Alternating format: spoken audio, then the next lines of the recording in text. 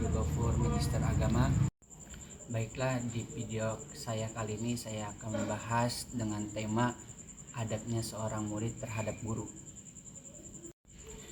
Dilansir dalam kitab Adabul Alim wal Muta'alim karangan Hadratus Syekh Kiai Haji Hasyim Asy'ari. Di samping itu pula beliau mendapatkan gelar Hadratus Syekh.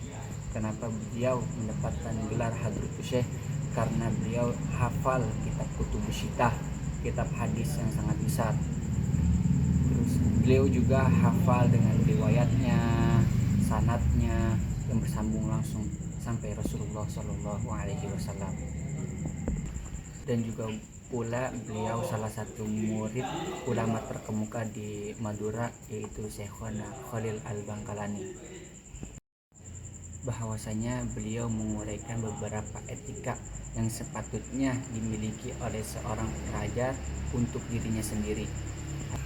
Adapun ada 10 etika yang harus dimiliki oleh seorang pelajar tersebut. Yang pertama itu membersihkan hati. Sudah sepatutnya seorang pelajar harus membersihkan hati dari sifat-sifat yang buruk seperti sombong, iri hati, dengki, dan sifat buruk lainnya.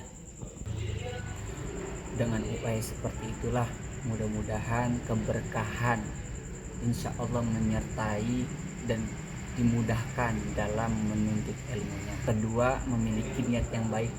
Di samping membersihkan hati, kita harus juga membersihkan Yang ketiga, jangan berangan-angan. Sudah sepatutnya seorang pelajar itu tidak berangan-angan secara berlebihan, supaya seorang pelajar tersebut tidak terpengaruh oleh buruknya duniawi. Sibukkanlah berzikir kepada Allah Subhanahu wa taala, mendekatkan diri kepada Allah Subhanahu wa taala, dan tak lupa pula di samping kita bersibuk diri kepada Allah Subhanahu wa taala, kita harus menebarkan manfaat kepada manusia sekeliling kita. Sebagaimana Rasulullah Shallallahu Alaihi Wasallam bersabda, khairun nas anfa'uhum linnas. Sebaik-baiknya manusia adalah yang memiliki manfaat kepada orang lain. Keempat, bersabar dan bersifat sederhana. Bersabar dalam artian kita bersabar dari rintangan, cobaan, tantangan, hasutan dari orang lain yang tidak mementingkan orang lain juga.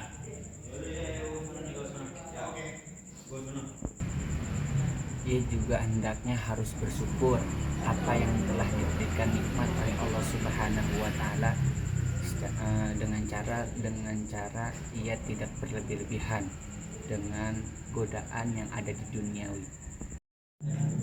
5. Pandai membagi waktu. Sepatutnya seorang pelajar harus bisa memanajemen waktu dalam kegiatan belajar mengajarnya, seperti di waktu sahur disibukkan untuk menghafal, di waktu siang disibukkan untuk belajar, dan di waktu malam disibukkan untuk murojaah.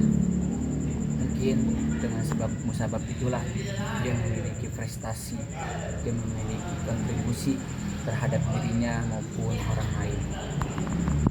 6. Sepatutnya seorang pelajar mengkonsumsi minuman dan juga makanan secara cukup. Seorang penyair bangsa Arab pernah berkata, sungguh penyakit yang paling banyak ketahuilah dari banyaknya berkonsumsi baik makanan ataupun minuman yang secara berlebihan.